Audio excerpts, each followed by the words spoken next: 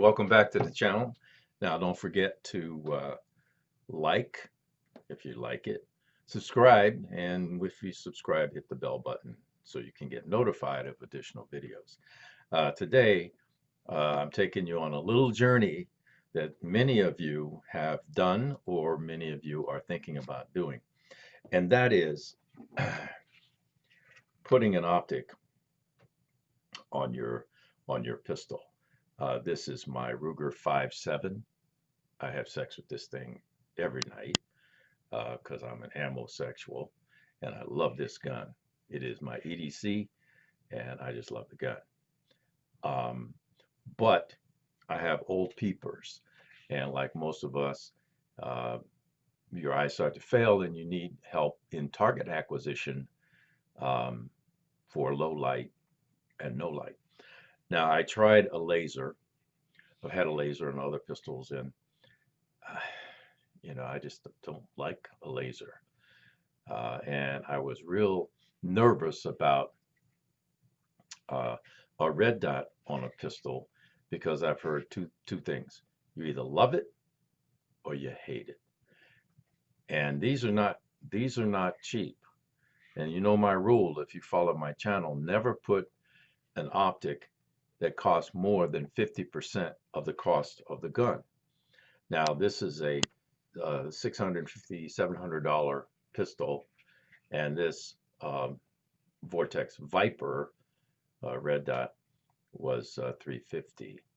So I'm right in there as far as cost. And I was surprised. I didn't think it would be that much, but you buy once, cry once kind of thing. So I said, okay, now I'm gonna. I, Rule number one: don't install these yourself. You have to remove the rear sight. When you put this on, you have to have an adapter plate, depending on your model of firearm, and match the red dot. And there are torque requirements for the screws. You don't just, manhandle it and put it on. So I didn't have the tools to remove the rear sight correctly, and I didn't have the tools to do the torque. So I gave it to my gunsmith, and 35 bucks, and it was Dano Dano. So that's the first thing. Don't try to put one of these on by yourself. The second thing is, depending on your model of gun and combination of red dot, like on this one, there is no co-witness, and you lose all benefit of front sight target acquisition. So you're totally dependent on the red dot for target acquisition, except for those really close, point and shoot. You're not using the sight anyway. So it's something to consider. There are red dots combination with a pistol where you maintain co-witness. This just isn't one of them, right? So if you are considering that, you need to consider your pistol red dot combination and how you want to run your gun. Now, let's talk about the elephant in the room.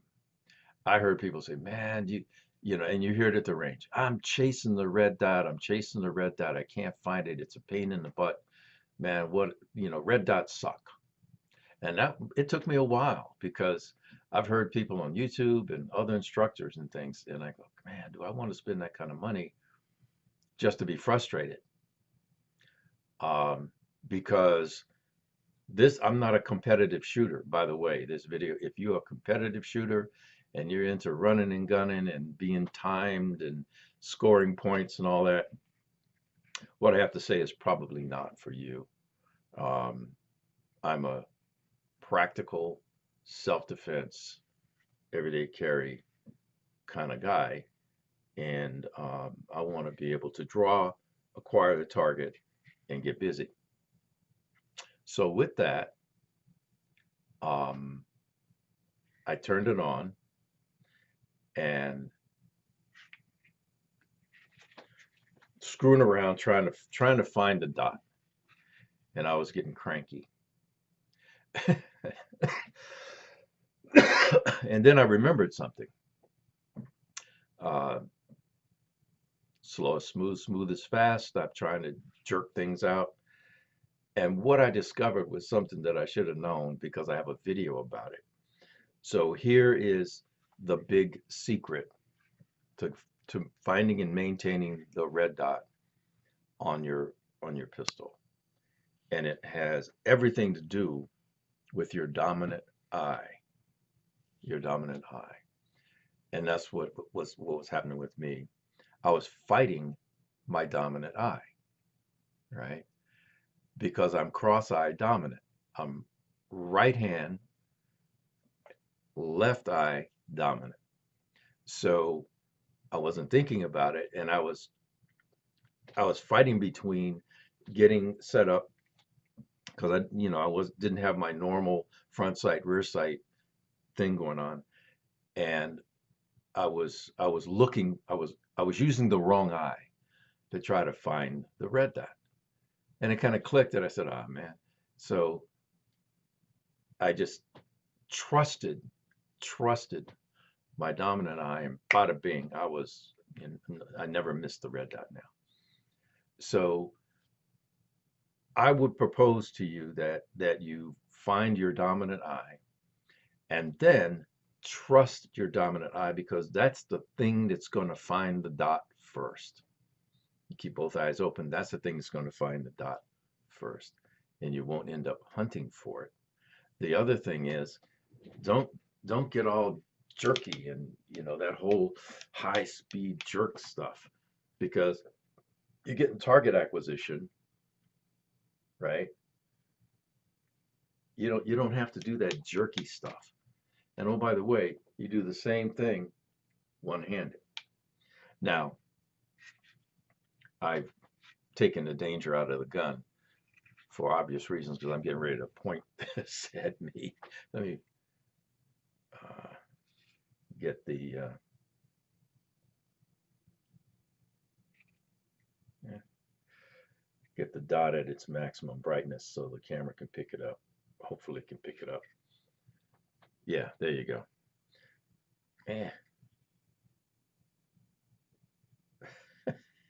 this is this is like trying to. There we go. So this is what happens when you're fighting your dominant eye. It'll wander and stuff, right? So the idea is trust your dominant eye and just point just point the dot right there, right? The other thing that you'll find, and one of the benefits of a red dot as opposed to a laser, although you could probably get this with a laser, is um, you get to see the errors in how your grip and target acquisition are. So you get to take some of the sloppiness out of your grip and stance and target acquisition, which I found really kind of cool. Um, and that's pretty much the story, of getting out, and there's no need to go out to the range and shoot a bunch of rounds because what's important is what I just told you. Now, some of you may not know about your dominant eye. Okay, so here is the trick. I have a video on it way back, right? So here's how you find your dominant eye. You know, stand about 15 feet away from a spot on the wall, anything, just anything that you can focus on. Make a triangle with your hands. Put whatever it is you're looking at in the center of the triangle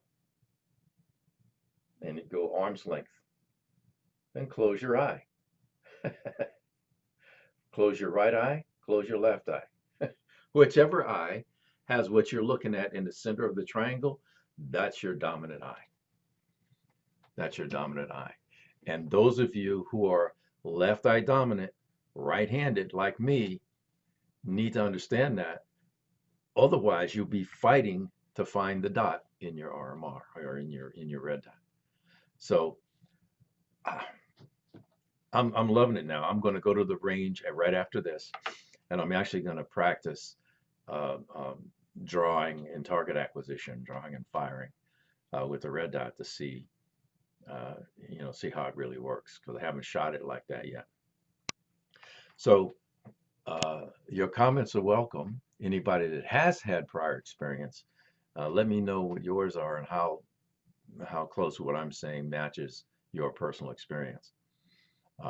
So with that, as always, thanks for watching. Carry on.